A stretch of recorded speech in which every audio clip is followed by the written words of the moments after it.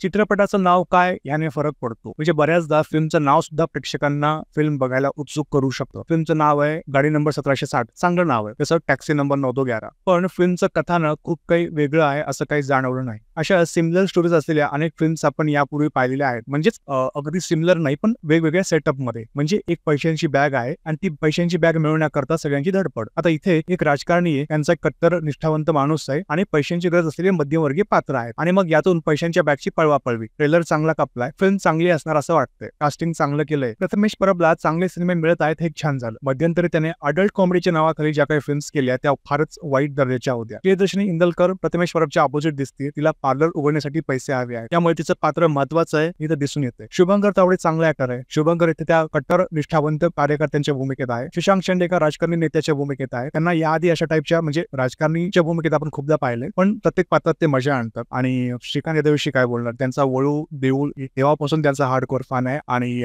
श्रीकांत यादवना कुठलाही रोल द्या ते भारीच काम करतात. सुहास जोशी जुन्या खिलाडी आहेत, सो यांचं कॉमिक टायमिंग कमाल आहे. त्यांना अशा रोल मध्ये बघायला मजा येणार आहे. ट्रेलर आवडले, सिनेमा चांगला असताना अशी अपेक्षा बघायला हरकत नाही. सो बघूया, सिनेमा बघितल्यानंतर कळेल आपल्याला. थँक्यू.